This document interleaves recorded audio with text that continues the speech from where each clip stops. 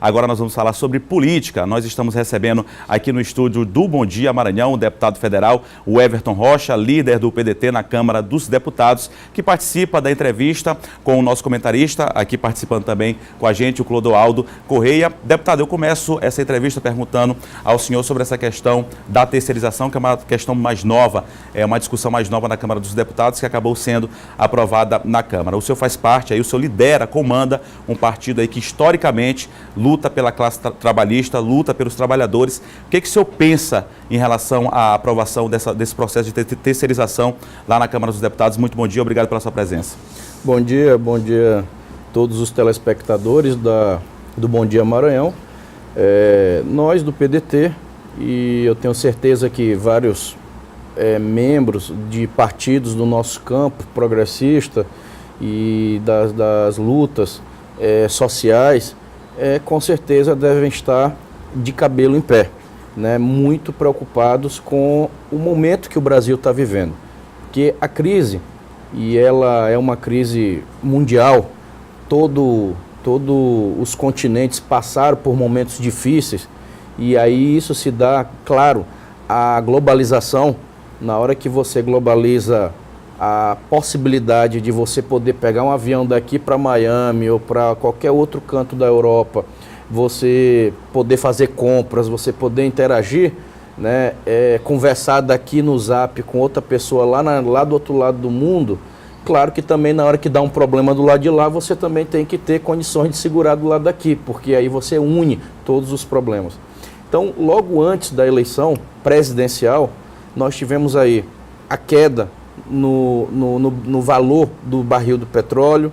Nós continuamos não potencializando o valor agregado do que nós importamos, do que nós exportamos daqui do nosso país, como é o caso, por exemplo, da soja, do trigo. Você exporta o trigo para comprar derivados dele, você exporta o petróleo para importar o combustível, e por aí vai.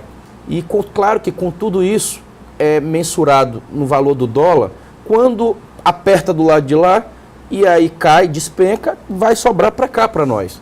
Agora, tudo isso, essa crise, e aí se misturou com a Operação Lava Jato, se misturou com a crise política, moral e ética que passa a política e a tentativa da criminalização dela, aí você junta com tudo isso, vem uma agenda, né? Nós denunciamos aqui do PDT, na época, no ano passado eu liderava a bancada e esse ano tive a honra de ser reconduzido, e nós denunciamos naquele momento que o impeachment, ele era simplesmente o plano de todo um projeto, tá, de desconstrução e de retirada de direitos que tinha aqui no país.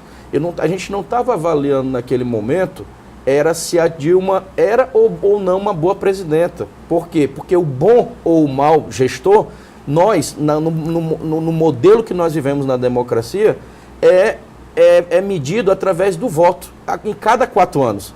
Então, se um bom gestor não deu certo, o seu grupo não deu certo, nós podemos tirar e colocar através do voto. É a maneira mais democrática e rápida. Mas não.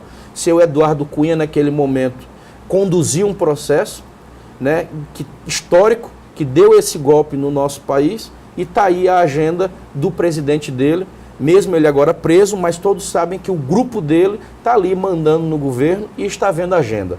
A PEC do teto dos gastos foi aprovada, 20 anos congelado o recurso da educação e da saúde. Aí depois da PEC do teto dos gastos, você vem aí com esse projeto que até agora está todo mundo espantado, que é o da terceirização. Aí você me diz, a terceirização, o PDT não votou logo no início da legislatura, por que agora vocês estão espantados? Porque esse projeto que veio para ser votado estava há 20 anos, 18 anos parado no Senado Federal. E aí ele saiu lá do dormitório, veio com seu texto e o governo ativou a sua base e conseguiu aprovar. Então, nós estamos realmente muito preocupados porque ali está praticamente a reforma trabalhista. Só não está lá o negociado sobre o legislado. O restante, tudo está dentro desse projeto de terceirização. Tanto que, se vocês pegarem as páginas dos jornais de ontem, de hoje, o próprio governo já admite em sancionar esse projeto da terceirização, mas ativar o outro que foi enviado em abril de 2015 para o Senado para poder fazer uma composição.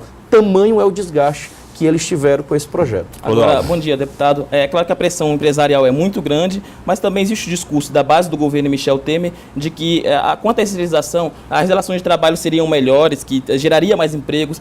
Por que isso não aconteceria? Aí você imagina só, você sempre utiliza, o governo sempre utiliza o argumento de que é preciso facilitar a relação trabalho e trabalhador-empregador. Ao mesmo tempo, você começa a perceber uma campanha forte para desmoralizar as organizações sindicais, que são os representantes desses trabalhadores, principalmente as grandes, que representam grandes empresas, que têm aí centenas ou milhares de funcionários, ao ponto de já se fazer uma campanha forte para se tirar, por exemplo, o seu imposto sindical, aonde dá autonomia ao sindicato para ele poder fazer as manifestações, as greves, enfrentamento e tal. Ou seja, em vez de se dizer assim, órgão de controle, vamos controlar o gasto desse recurso, não, vamos acabar com a fonte de financiamento das organizações populares. Ou seja, os sindicatos, eles bem ou mal, eles têm um papel importantíssimo na defesa das pautas dos trabalhadores. Então, na hora que você retira esse dinheiro desses sindicatos, eles voltam a ter pires na mão, como era antigamente. E é o que quer. Aí, no momento que se fala de se ter legislado, negociado sobre legislado, no momento que se fala em ter paridade, ao mesmo tempo, o que representa o lado mais fraco da mesa é justamente o lado que querem asfixiar, tirando os dinheiros de financiamento. Tem aí um projeto e um plano muito audacioso, perigoso, para dizer assim, vamos melhorar a relação de trabalho. É óbvio que não vai. Terceirização acaba com o concurso público. Esse projeto, onde você diz que facilita a geração de emprego, emprego é gente, não é empresa apenas. Você quarteirizar um serviço, você ter uma empresa para poder contratar uma outra, para contratar outra, ou seja, você, além de não dar estabilidade para o trabalhador, você tira total possibilidade de criar condições de gerar mais ainda a divisão de riqueza. Porque aí você fica simplesmente com um ponto de vista, simplesmente para o grande. Eu não estou falando do empregador aqui que tem 2, 3, 5, 10 carteiras de trabalho assinadas. Eu estou falando dos grandes. Aqui mesmo no Maranhão nós somos pouquíssimos, tem pouquíssimos representantes de investidores ou maranhenses que têm negócios aqui com centenas de carteiras assinadas. O restante não, é tudo pequeno e médio. Então a gente precisa ter esse olhar de que esse dinheiro lá fora, que deixou de circular, ele com certeza está concentrado com poucos. E é isso que nos preocupa. Deputado, agora eu vou pedir licença para o senhor e também para o nosso convidado aqui especial, comentarista em política, Clodoaldo. A gente vai acompanhar agora, que é um outro tema também importante dentro dessa relação trabalhista, um dos projetos polêmicos que já está movimentando o Congresso Nacional é a reforma da Previdência. A repórter Cristiane Moraes mostra agora as principais mudanças e a repercussão no meio político da proposta do governo Temer.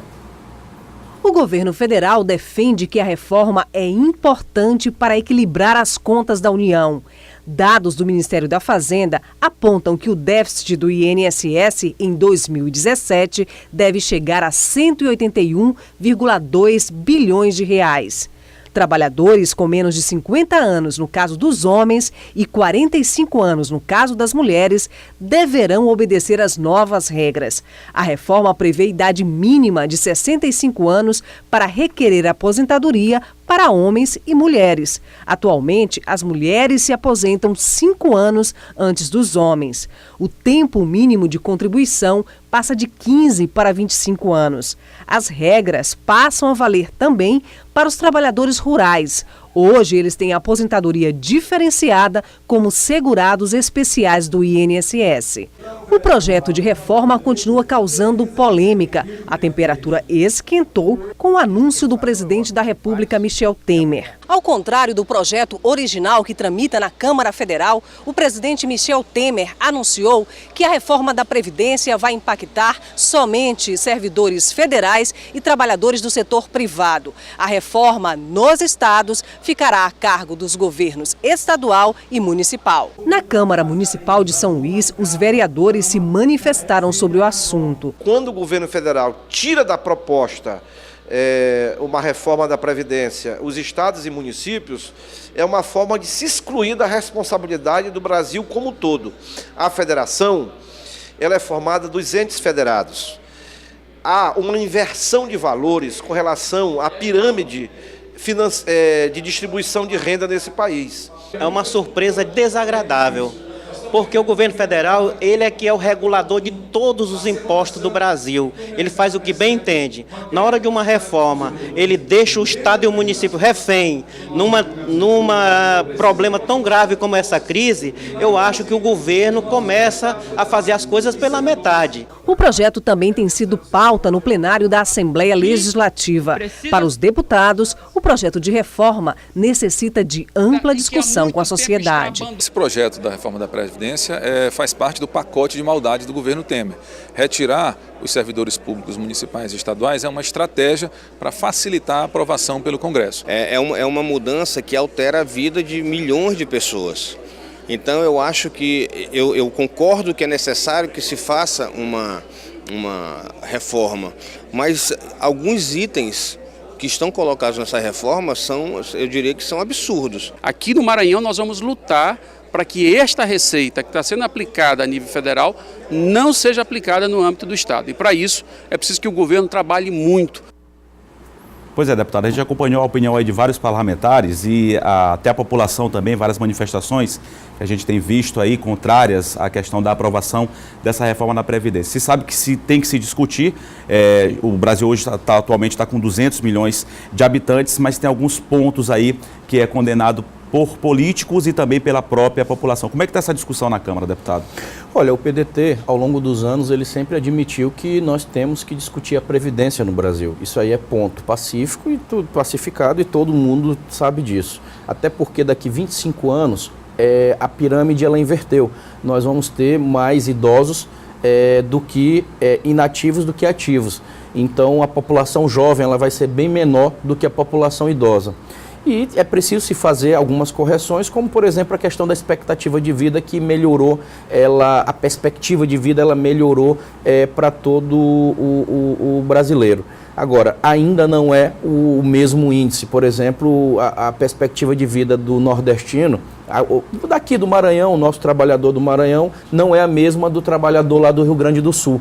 Então há uma disparidade ainda e nós sabemos que são realidades diferentes. Essa proposta da reforma da Previdência, da forma como ela veio, primeiro ela é cheia de contradição. O governo ele não tem coragem de abrir a sua caixa preta. E aí nós ficamos descobrindo a cada momento um pedaço. Primeiro ele fala do rombo que tem, o déficit que tem hoje da Previdência.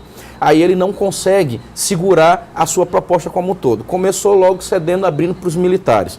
Aí depois abriu para as Forças Armadas. Da reserva. Aí depois ele vem e diz que não vai ser mais para os servidores estaduais, apenas para os federais. Ou seja, ele começa a picotar o projeto, mas preparando várias ciladas. Na hora que transfere essa decisão e essa legislação para o poder estadual, é óbvio que eles estão aumentando ainda mais o poder de maldade e de impacto. Por quê? Porque lá na PEC do teto dos gastos, eles fazem vários tipos de limitações de investimentos e de mexidas na área orçamentária dos estados. E lá no acordo que eles querem fazer quanto à dívida. Então eles vão impor aos estados medidas mais duras do que as que estão lá propostas lá dentro do governo federal. Nós do PDT, eu apresentei 3 emendas como plano B para essa reforma da Previdência. Por que plano B? A primeira é a dos policiais, a dos professores e a dos trabalhadores rurais. Só para você ter uma ideia, o trabalhador rural hoje, ele tem que comprovar 15 anos de atividade no campo. E ele comprova através de várias maneiras. Aí, na proposta do governo, ele além de ter que ter, no mínimo, 65 anos de idade, ele tem que comprovar 15 anos de contribuição efetiva. Você imagina só um pescador que tem um momento que ele consegue fazer esse trabalho lá na roça dele, ou o homem do campo mesmo, que ele faz o trabalho por questão temporal. Ele não tem condição de todo mês fazer o recolhimento como é aqui na área urbana. Esse trabalhador rural ele está fadado a nunca mais poder se aposentar. A gente acaba com esse tipo de atividade e de benefício para o cidadão que ficou ali se dedicando toda a sua juventude, toda a sua vida ali dentro do trabalho, ajudando na construção da sua cidade e do seu estado. O governo, ele propõe essa questão da transição, 50 anos, que não é eu digo que é corte etário, não é faixa etária, porque ele não leva em consideração o tempo de contribuição de cada servidor. Ou seja, você que começou cedo, com 18 anos, recolhendo na sua carteira de trabalho, quando se você tiver hoje 48 anos, você vai ser pego, ou 49 anos, e se for aprovada a PEC, você vai ser pego com essa nova legislação, ou seja, vai ter que ficar ainda mais uma década trabalhando, porque o tempo que você está não foi levado em consideração. Agora, e aí, se alguém começar com 40 anos e começar a contribuir, ele, quando chegar com 65, ele vai estar aí nos mesmos requisitos que o governo está impondo. Né? Claro que para aposentadoria integral, aí ele vai ter que ter 49 anos de contribuição. Ou seja, é impraticável e nós estamos totalmente contra essa reforma, porque ela não tem condição nenhuma, razão de ser.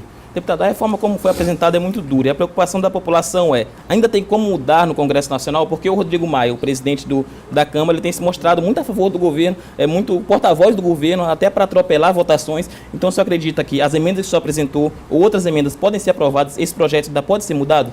Quando eu falei que as nossas emendas eram plano B, porque o nosso plano A é pegar essa reforma e rasgar ela e jogar na lata do lixo e começar de novo uma nova discussão, e esperamos que essa discussão seja efetivada após as eleições de 2018, quando o Brasil todo, os brasileiros vão se reunir e escolher seu representante, para ter legitimidade para tratar de um assunto tão importante que envolve todos.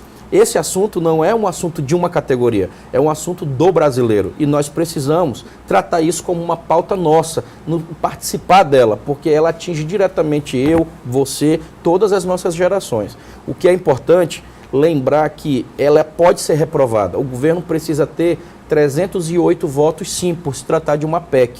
E a pressão que nós estamos fazendo, a mobilização que cada um pode fazer, tem sim como ajudar a reprovar ela. Esse pedaço que eles dizem agora que é apenas federal, isso é um absurdo, gente. Como é que nós vamos dizer que existe um tratamento para um policial federal e um policial civil é diferente? Um professor de uma rede federal é diferente de um professor da rede estadual. Um médico do sistema federal é diferente de um médico do sistema estadual. Não existe dois brasileiros. Não existe duas realidades diferentes. Todos aqui vivem no mesmo estado, na mesma cidade, e tem que ter uma política só, como o vereador, nosso líder, Pavão Filho, falou agora há pouco na reportagem. Nós somos uma federação só. E os entes, eles têm uma carta magna que é a Constituição. Ela é o guarda-chuva de proteção da nossa gente. Quando ela foi promulgada em 1988, ela estava lá, a Carta Cidadã. E esse olhar cidadão, esse olhar social, esse olhar de verdade para fazer essa relação capital, trabalho e cidadão, a defesa deles, ele realmente está sendo rasgado e jogado na lata do lixo. Isso é perigo. Por quê? Porque a gente percebe que esse governo é um governo o governo Temer é um governo que ele tem apenas um olhar fazendário. Ele olha apenas para números. E encerro. Para falar de números, porque é um outro debate que a gente vai trazer num outro momento, dizer o seguinte: nós estamos levantando denúncias graves. Os principais bancos do Brasil, Bradesco, Brasil, Caixa Econômica, Santander, Rural, que quebrou o Banco Rural, todos eles devem milhões à Previdência. Por que o governo não foi nos tubarões? Por que o governo não está indo nos grandões? Não, eles vão simplesmente para o pequeno, que chamam de privilegiados. É um absurdo e nós estaremos atentos defendendo essa luta, que não é uma luta do PDT, é uma luta do trabalhador brasileiro e principalmente aqui do Maranhão. Deputado. Ok, deputado, muito obrigado. Inclusive o Michel Temer ainda nem aprovou, já deu até prazo para os estados e municípios se adequarem. Incrível isso. Deputado, muito obrigado pela entrevista. Eu que agradeço. Seja sempre bem-vindo aqui ao Bom Dia Maranhão. Com certeza. Obrigado, Clodoaldo. Obrigado ao deputado federal Everton Rocha. E certamente a gente vai estar acompanhando essa discussão na Câmara Federal e nos demais estados, com certeza, não só aqui no estado do Maranhão. Obrigado, deputado. Obrigado, Clodoaldo. Vamos saber agora como vai ficar a previsão do tempo para a capital e mais duas cidades no interior do estado. Agora na capital São Luís, a gente percebe que o tempo está nublado, previsão é de chuva nesse momento.